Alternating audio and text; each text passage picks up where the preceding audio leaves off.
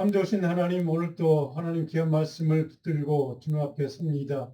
주님 말씀을 붙들고 읽고 또 묵상할 때 하나님 그 말씀을 통해 우리에게 깨닫게 하시고 분별케 하시고 하나님의 지혜를 우리 마음속에 깊이 다시 한번 배우는 그런 복된 시간 되게 도와주옵소서. 이사야 39장 말씀을 통해서 우리 마음속에 하나님의 원하시는 뜻이 무엇인지를 온전히 분별케 하시고 이 시대를 향한 하나님의 간절한 소원과 하나님이 원하시는 그 일을 이루어드리게 부족함이 없도록 우리 모든 사랑하는 성도들 말씀 앞에 선 주의 종들을 축복해 주시고 능력 주시고 새로운 능력과 힘과 지혜를 갖게 해 주옵소서. 그래서 하나님, 우리가 하나님 이 땅을 살면서 오직 하나님의 말씀에 자리에 설 때마다 하나님만을 예배하며 주님만을 찬양하며 주님께 감사할 수 있는 복된 믿음의 종들 될 수 있도록 축복해 주옵소서. 오늘도 말씀하신 하나님 앞에 감사하고 예수 이름 기도합니다. 오늘 우리 이사야 39장을 공부할 텐데요. 지난 시간에 제가 전에 드렸던 요절 말씀 10편, 42편 요절 말씀 먼저 읽고 오늘 본문으로 들어가겠습니다.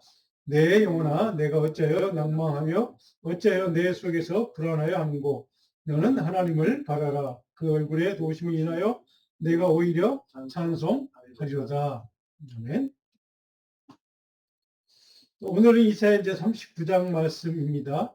우리가 이제 신학적으로 이사야서를 구분할 때 크게 뭐 두 부분 아니면 세 부분 이렇게 나누는데, 전반부가 1장부터 39장까지 내용이고 4장부터는 이제 다른 내용으로 기록되어 있는 것이라고 해서 학자들은 이사야서를 두 등분 아니면 이제 또 세 분에서 세 등분 이렇게 나누는데, 이제 그 첫 번째 등분의 마지막 장이 39장입니다. 물론 39장까지의 내용의 핵심은 큰 역사적인 당시의 상황 배경은 뭐냐면 이스라엘 백성들이 바벨론 포로로 잡혀가기 이전의 상황.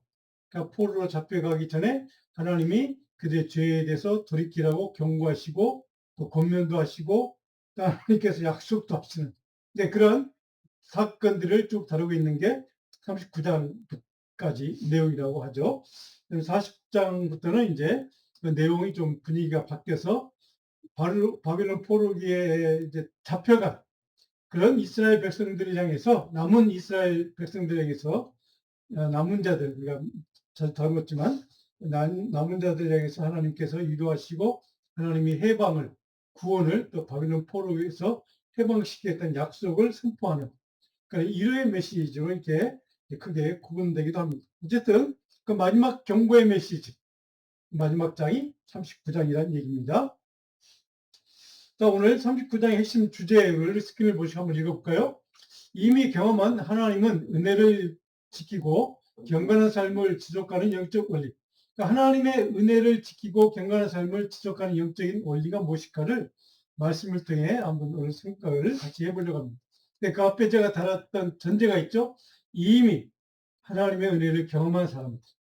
하나님의 은혜를 우리는 경험했고 또 지금도 그 경험 속에 살아가는 하나님의 자녀들이죠. 근데 우리는 자주 그 하나님의 은혜를 우리가 경험했던 그 하나님을 지키지 못하고 그 은혜의 자리를 떠나고 그 은혜를 버리고 사는, 잊어버리고 망각하고 사는 그런 불순종의 자리에 설 때가 있다는 것이죠.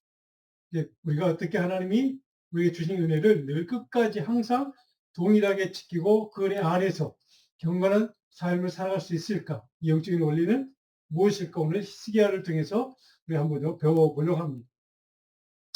자, 오늘 제가 서론적으로 오늘 본문의 첫 번째 1절, 2절 내용은 뭐냐면, 자, 히스기야로 우리가 지난번에 살펴본 것처럼 히스기야가 이제 병에 걸렸다가 죽을 뻔한 상황에서 하나님께 기도해서 그가 하나님이 고쳐주신, 치유되고 회복되는 사건을 우리가 보았습니다. 그 이후의 사건, 그 은혜를 경험한 이후의 사건이 오늘 본문의 내용입니다. 어떤 상황인가? 1절, 2절에 보니까 그때 발라단이라는 인물이 등장합니다. 바벨론 왕 무로닥 발라단, 그러니까 발라단의 아들 바벨론 왕 무로닥 발라단, 그러니까 발라단의 아들 무로닥 발라단 이렇게 이름이 지어져 있습니다. 근데 히스기야가 병들었다가 나았다는 소문을 들었던 것 같습니다. 그래서 이제 사절단을 벌여서 축하 사절이죠. 그냥 뭐 선물도 들고 당신이 이렇게 죽었다가 죽을 뻔해서 살았는데 참 다행이다. 참 축하한다. 회복이 돼서 참 기쁘다. 뭐 이런 내용들을 이제 덕담을 주었겠죠. 자, 여기서 발라단이라고 하는 그 아버지의 이름은 바알 신의 주인의 이름입니다. 발라단. 발자가 들어가 보면 이게 바알 신하고 연관이 있겠구나 아마 연상이 될 텐데요. 근데 그 아들 이름이 모르다 발라단 이렇게 돼 있죠. 바알 신의 한 이름입니다. 바알 신의 여러 가지 명칭 가운데 한 가지 이름이라고 합니다. 자, 그런데 예물 잔뜩 사면서 축하 사절단을 보낸 이제 바벨론 왕은 당시에 누굽니까? 최강대국이죠. 히스기야 왕이 그의 눈치를 봐야만 한다는 그런 상황 가운데 있었던 유다가 굉장히 약했던 그 시절입니다. 근데 2절에 보면 히스기야가 그 사절단을 영접을 이제 잘 융숭하게 대접한 다음에 그들에 대해서 첫 번째 보인 반응이 무엇인가가 2절에 이렇게 기록되십니다. 히스기야가 사자들을 말미암아 기뻐했다. 사자들이 자기가 병 고침을 받았다고 자기가 섬기는 대상인 바빌론 왕국의 사자들이 그 왕이 사자를 보내서 자기를 알아봐 줬다는 거죠. 자기를 인정했다는 겁니다. 그래서 기뻐했다는 것이죠. 그들에게 보물 찾고 그리고 나서 이제 잘 대접한 다음에 자기 갖고 있는 왕국에 있는 모든 보물 창고를 공개를 합니다. 그리고 그들과 모든 걸 다 잘 보여줍니다. 왜 보여줬겠습니까? 자랑하고 싶어서. 드러내고 싶어서. 바벨론 같은 위대한 나라의 왕이 나를 인정해 주다니 저도 이런 능력이 있는 사람입니다. 저 좀 더 잘 봐주십시오. 아마 그런 마음으로 나도 이런 사람입니다라고 하는 어떤 교만의 마음으로 그렇게 그 사절단에게 자기의 비밀 근거까지 다 보여준 그런 상황으로 보입니다. 자, 국내 2절 마지막에 국내의 그 궁 안에 모든 소유를 보이지 아니하셨다가 모든 걸 다 그냥 보여준 겁니다. 자, 엄밀히 따지면 바벨론의 나라 자체가 왕이 보낸 사절단도 마찬가지고 바벨론이라는 나라가 지금 남유다 왕국 자체를 히스기야 왕 자체를 지금 무시하고 지금 조공을 바치려고 하는 그런 상황이었습니다. 그러니까 굉장히 적대국입니다, 사실은. 그런데 그 사절 자기를 알아가지고 인정해줘서 사절단을 보냈다는 것 때문에 또 선물을 잔뜩 사들고 나를 찾아왔다. 그 마음 때문에 너무 흡족했던 것 같습니다. 근데 여기 1절과 2절에 보면 사절단을 받고 아마 좀 겸손한 사람 같으면 하나님을 잘 믿는 신실한 사람 같으면 물론 히스기야도 그런 인물 중에 하나였습니다. 근데 이때 은혜를 경험한 이후에 그 마음이 조금 바뀌어버립니다. 사절단은 참 당신 치유받았다. 죽을 병에서 나았다는 참 다행이다. 그런 말 들었을 때 한마디 했어야죠. 제가 이렇게 고침받은 것은 하나님이 하신 일입니다. 하나님이 도와주셔서 가능한 일입니다. 하나님 때문에 내가 다시 소생할 수 있었습니다. 이런 얘기 한마디라도 얘기를 했다면 아마 그가 그 마음이 변하지 않았겠다. 이렇게 우리가 인정해 줄 수 있을 것 같은데 오늘 1절과 2절 도입 부분을 보면 그런 얘기가 한마디 없고 자기를 인정해 줬다는 것 때문에 너무 기뻐했고 그 때문에 그 사절단에게 자기 비밀 보여줄 것, 안 보여줄 것 다 그냥 왕창 공개해버린 그런 상황. 이게 바로 1절과 2절 배경입니다. 자, 이 두 구절 통해서 우리가 영적으로 깨닫는 교훈 몇 가지가 있습니다. 정리 한번 해볼까요? 첫 번째 같이 해볼까요?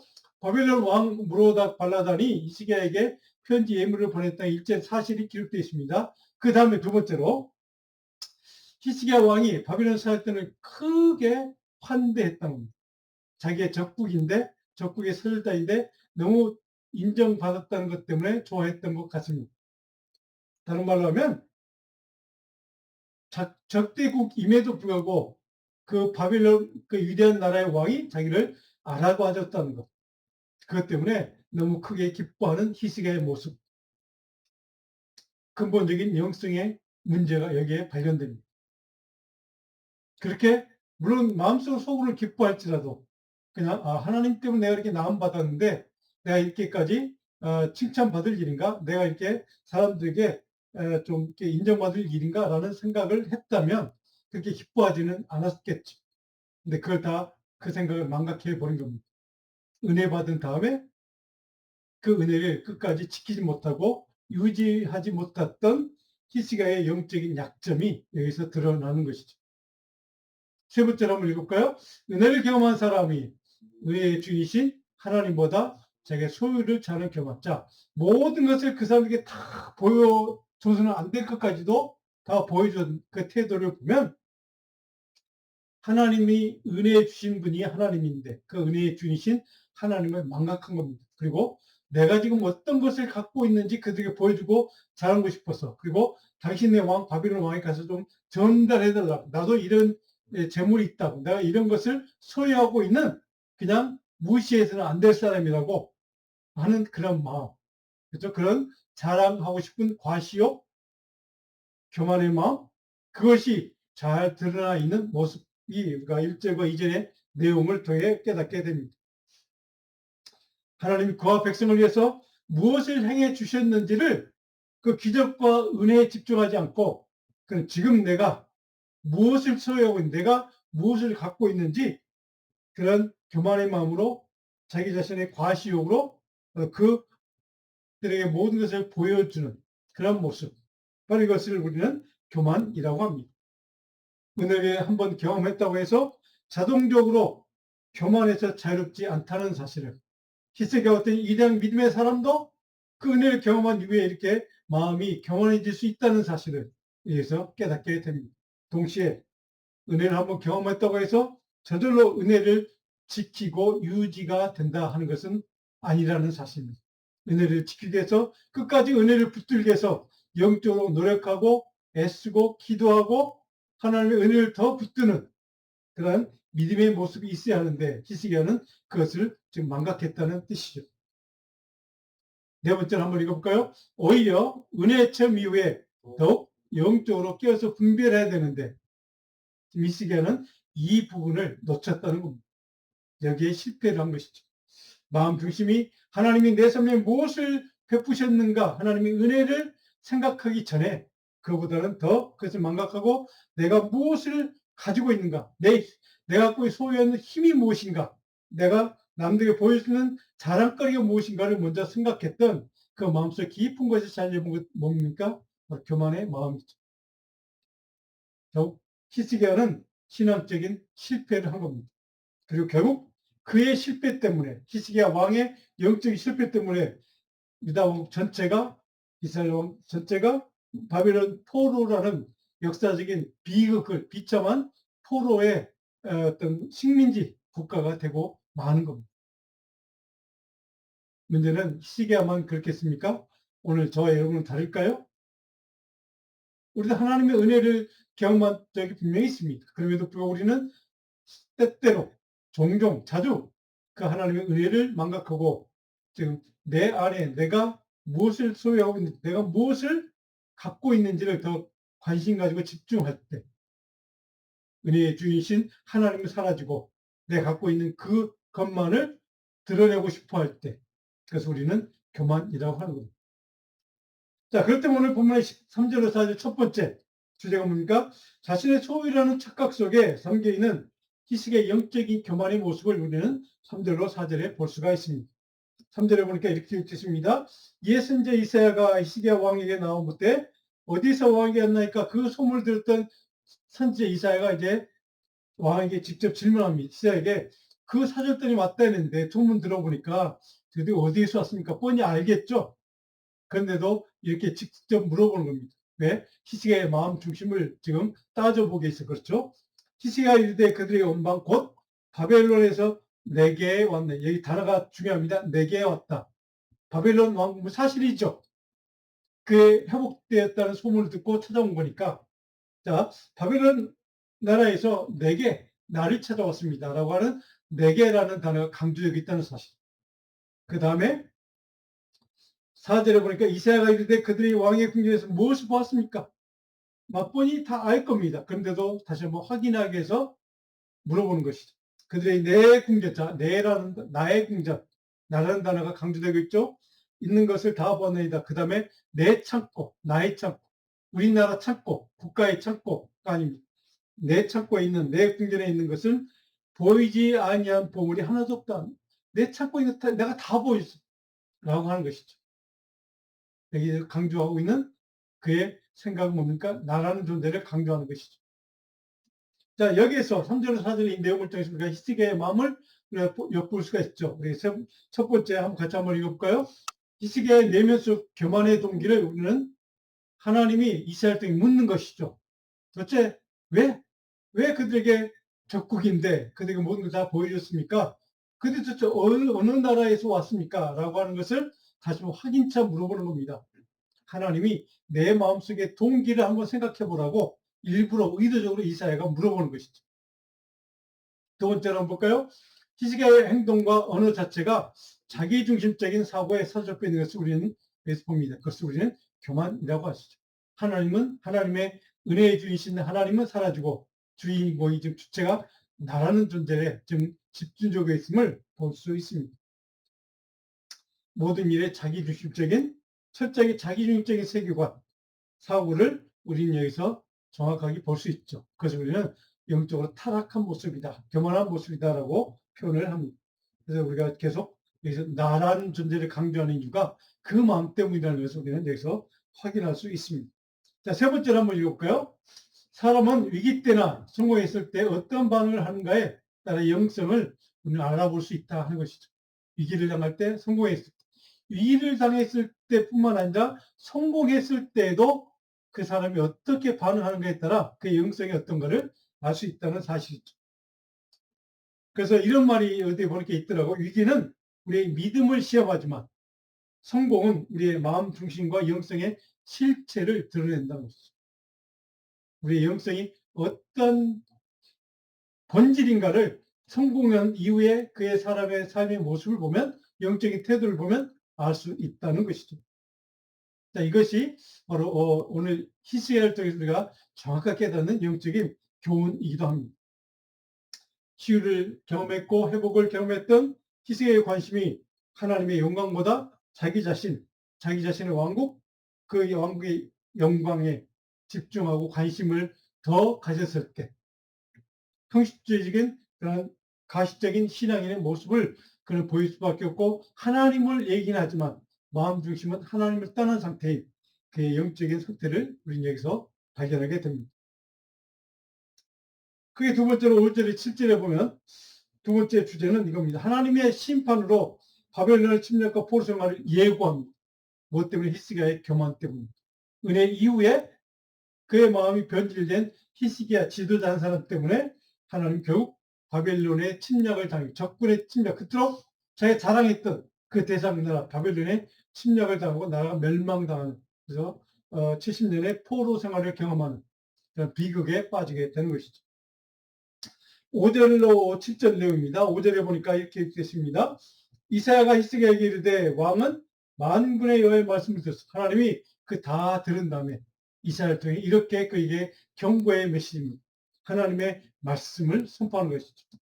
6절에 뭐라고 선포합니까? 내 집에 있는 모든 소유와 내 조상들이 오늘까지 쌓아둔 것이 모두 다 바벨론으로 옮긴 게 다 빼앗긴다는 것이죠. 네가 그토록 그 살 때 자랑했던 네가 갖고 있는 소유한 재물들, 어떤 자랑거리들, 이 모든 것들을 다 그들에게 빼앗기게 될 것이다. 남은 것이 없게 될 것이다 라고 하는 비극적인 종말을 예고하는 겁니다.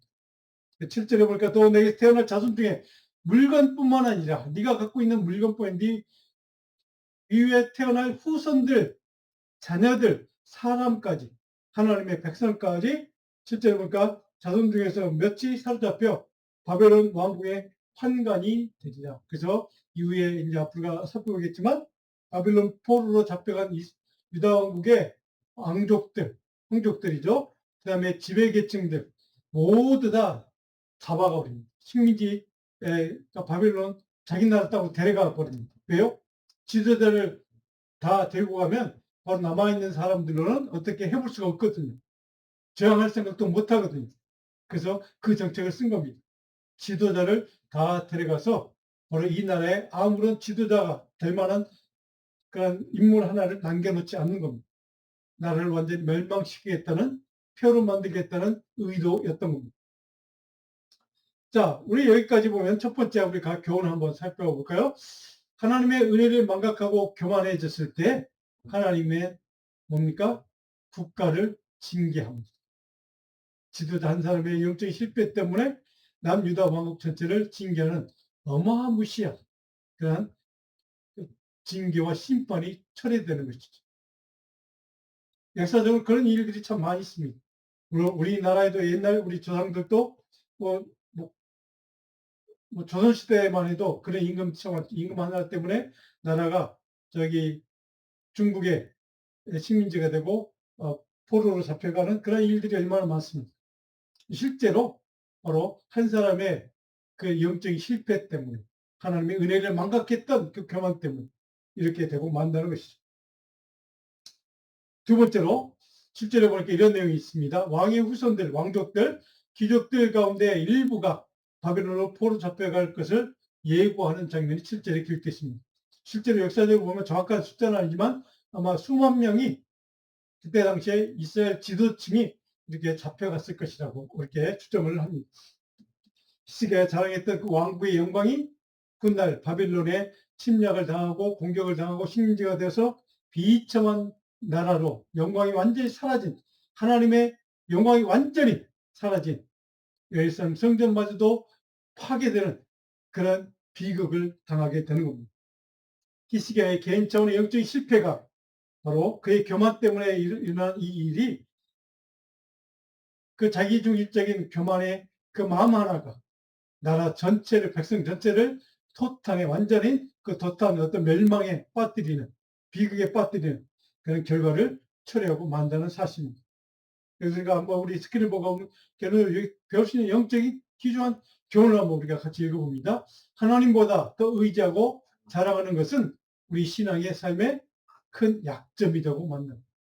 그가 그토록 내보이고 싶고 자랑하고 싶었던 그가 소유했던 그 모든 것, 그것이 신앙적으로 영적으로는 더 약점이 된다는 뜻입니다. 바로 이것이 히스기야의 삶을 통해 그의 신앙의 성공과 실패를 통해 우리가 배우는 영적인 귀한 교훈입니다. 우리가 흔히 듣는 얘기 가운데 하나, 이렇게 세상적으로 인간적으로 성공했을 때, 잘 나갔을 때 더 겸손하라고 하는 이유가 다 이유가 있는 것이죠. 오늘 우리 신앙생활에 바로 이런 일들이 우리도 경험하고 살아가는 일들이죠. 이런 일들을 경험한 다음에 하나님이 교훈을 주십니다. 결론적으로 8절에 어떤 교훈을 줍니까? 히스기야가 자기중심 교만한 영성 때문에 그 신앙의 문제의 실패 때문에 공동체 전체가 나락에 빠지는 그런 일이 벌어지는 이유. 한 사람의 지도의 영적인 책임 문제를 우리 여기서 생각해 볼 수가 있습니다. 8절에 한번 보면 히스기야가 이르되 당신이 이른바 여호와의 말씀이 좋소이다. 자, 당신이 하나님 말씀 입으로는 좋다고 하고 하나님의 말씀을 내가 순종하겠다고 하고 하나님 말씀대로 따르겠다고 결정도 하고 그렇게 고백도 하는데 또 이제 내 생계는 평안과 경고함이 있으려 그런 가시적인 신앙으로 내 평생 하나님이 평안을 주시고 견고하게 우리나라를 튼튼하게 해줄 것이라고 그렇게 생각하죠. 그렇게 네가 말하고 있지만 결코 하나님은 그렇지 않다는 것을 이사야를 통해 하나님은 경고하는 메시지입니다. 히스기야의 영성의 근본 문제가 무엇인가를 정확하게 깨닫게 됩니다. 경건의 모양은 있는데 경건의 능력은 없다는 그의 믿음의 모습. 이것이 그의 영적인 실패의 가장 중요한 원인이고 결과입니다. 디모데후서 3장 1절 5절에 보면 중요한 내용이 우리 잘 아는 말씀이 있습니다. 우리 같이 한번 1절 읽어볼까요? 너는 이것을 알라. 말세에 고통하는 때가, 말세가 되면 고통당할 때가 있는데 그 이유가 무엇인가? 그 내용이 무엇인가를 2절에 쭉 설명합니다. 2절, 사람들이 자기를 자랑하며 돈을 사랑하며 자랑하고 교만하며 감사하지 아니하며 거룩하지 아니하며 그것 때문에 말세에 고통을 당한다는 뜻입니다. 자기를 자랑하는 것. 그렇죠?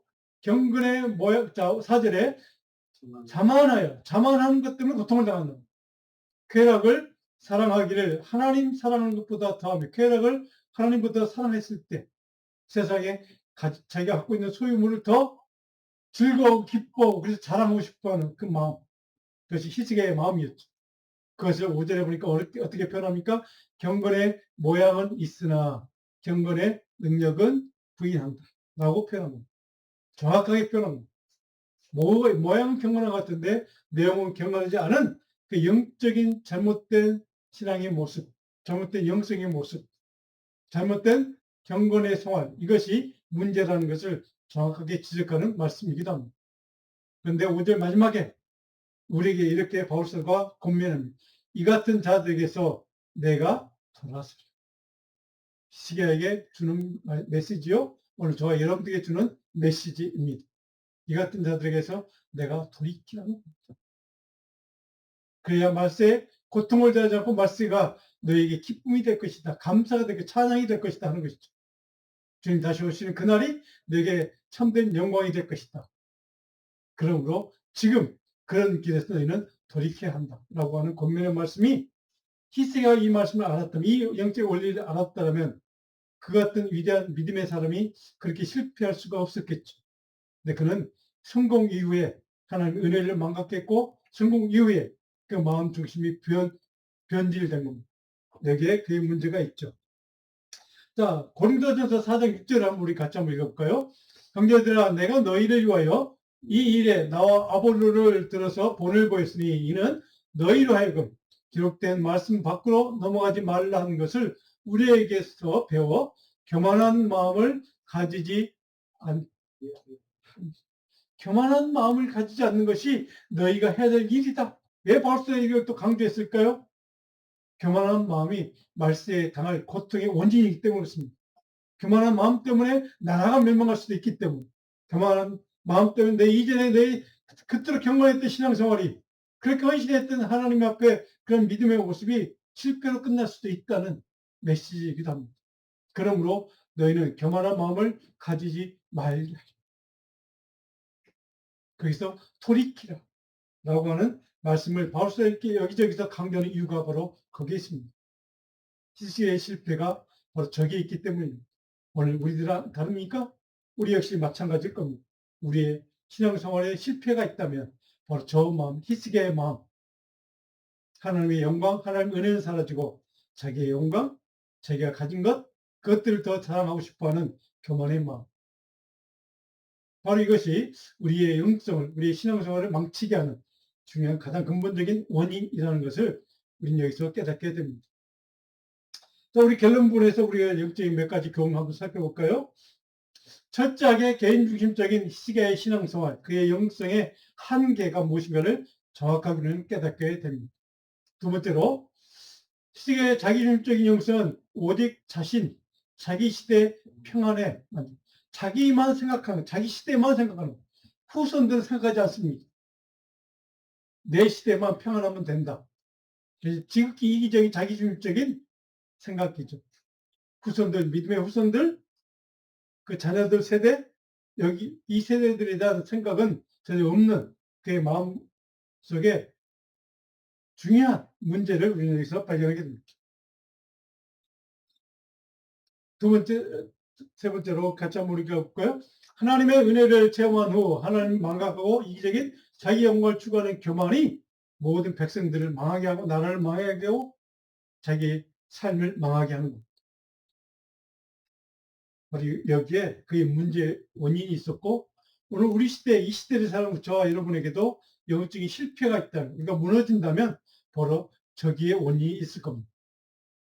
오늘 보면 이 39장을 통해서 배우는 영적 적용할 수 있는 교훈 몇 가지만 정리해 보겠습니다. 하나님의 영광이 아니라 교만으로, 이기심으로 자기 영광만 추구하는 지도자의 문제를 정확히 히스기야를 통해 보게 됩니다.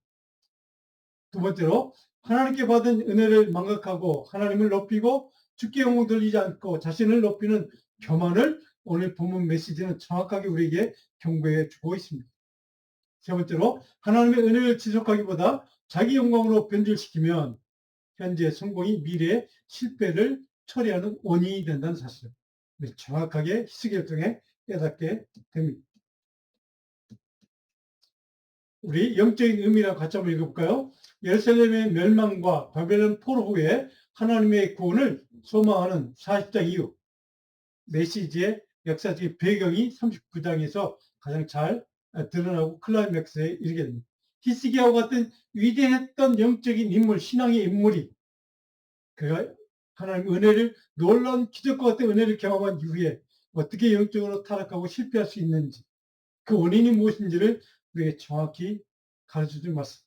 바로 그의 실패가 이스라엘 백성들이 바빌론 포로로 잡혀갈 수밖에 없는, 멸망당할 수밖에 없는 근본적인 이스라엘 백성 유다 왕국의 근본 문제가 히스기야가 가졌던 그 문제였고, 그들의 영적인 문제였고 실패의 원인이었고, 오늘 이 시대 대부분의 크리스천들의 영적인 리더들의 영적인 실패, 신앙의 실패 가장 중요한 원인이라는 사실입니다. 오늘 이 시대 저와 여러분 모두에게 하나님의 준엄한 경고의 메시지입니다.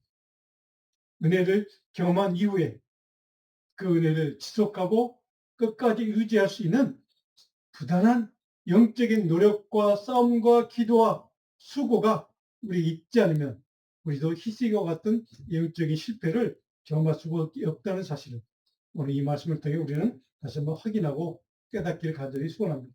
오늘 요절 말씀 야고보서 4장 6절 말씀 같이 한번 읽을까요?